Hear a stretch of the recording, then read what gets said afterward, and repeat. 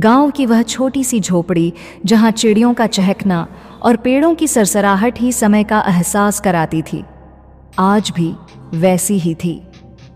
लेकिन उस झोपड़ी में रहने वाली मीरा के लिए समय कहीं रुक सा गया था। उसकी जिंदगी एक ऐसे मोड़ पर आकर ठहर गई थी जहां से वापस लौटना मुश्किल लगता था। उसकी सास, देवकी देवी और उसके बीच की दूरी दिन ब दिन बढ़ती जा रही थी। यह दूरी न तो सिर्फ शारीरिक थी और न ही सिर्फ मानसिक, बल्कि यह दोनों के बीच एक गहरी खाई बन चुकी थी जिसे पाटना अब नामुमकिन सा लगता था।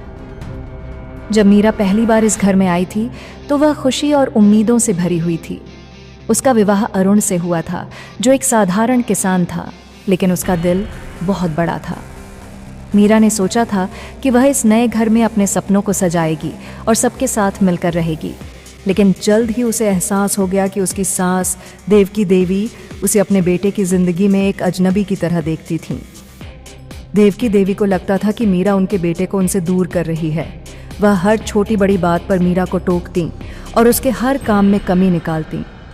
मीरा ने शुरुआत में इसे नज़रअंदाज करने की कोशिश की, लेकिन धीरे धीरे यह उसके दिल पर बोझ बनने लगा। एक दिन की बात है, मीरा ने अरुण के लिए उसकी पसंद का खाना बनाया। अरुण ने खाने के बाद मीरा की तारीफ करते हुए कहा, तुम्हारे हाथ का खाना खाकर मुझे माँ के हाथ का खाना याद आ गया। यह सुनकर देवकी देवी का दिल टूट गया।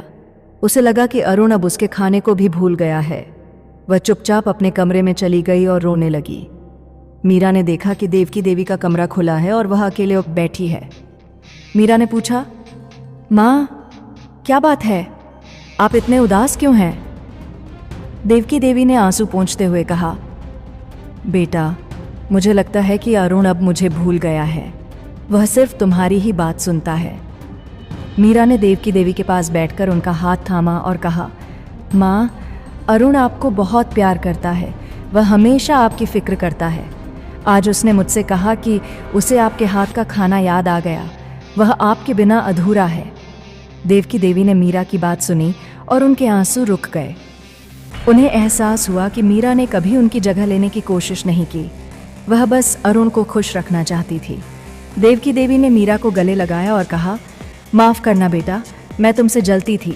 तुमने मुझे समझाया और मेरे दिल का बोझ हल्का कर दिया।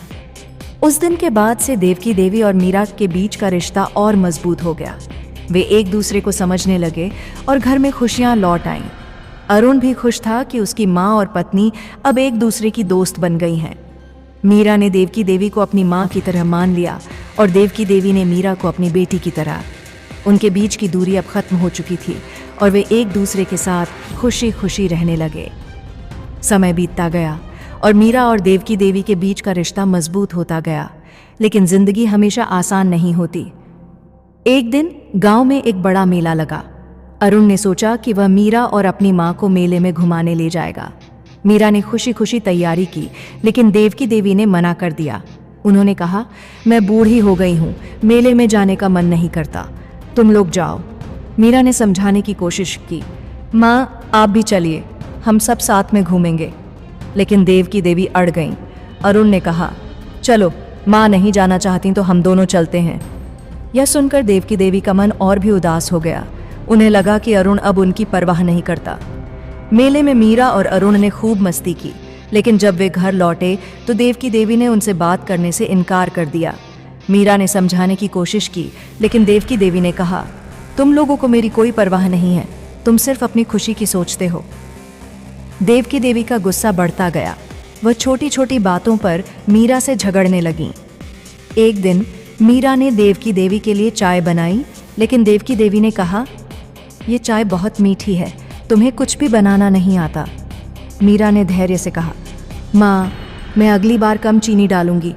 लेकिन देवकी देवी ने कहा, तुम्हारे बनाने से अच्छा है कि मैं खुद बना लूं। यह सुनकर मीरा का दिल टूट गया।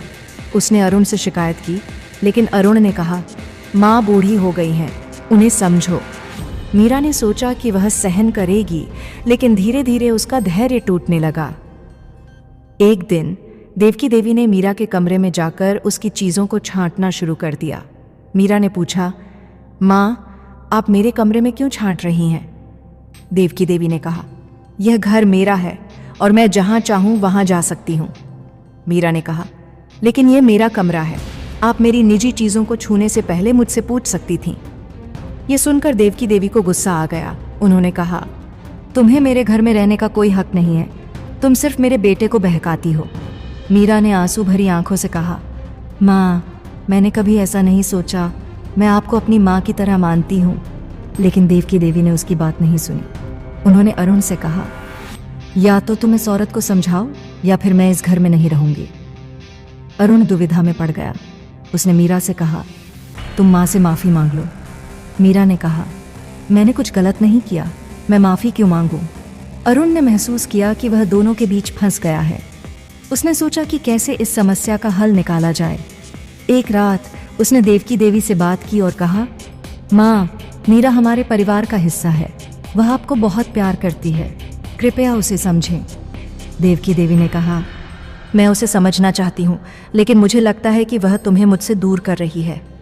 अरुण ने कहा, माँ, मीरा ने कभी ऐसा नहीं किया, वह हमेशा आपकी इज्जत करती है।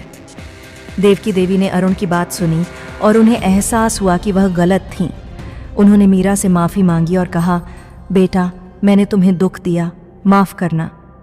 मीरा ने देवकी देवी को गले लगाया और कहा, माँ, आप मेरी माँ हैं, मैं आपसे प्यार करती हूँ। उस दिन के बाद देवकी देवी और मीरा के बीच का रिश्ता और मजबूत हो गया। उन्होंने सीखा कि प्यार और समझदारी से हर समस्या का हल निकाला जा सकता है। अरुण भी खुश था कि उसकी माँ और पत्नी अब एक दूसरे को समझने लगे हैं।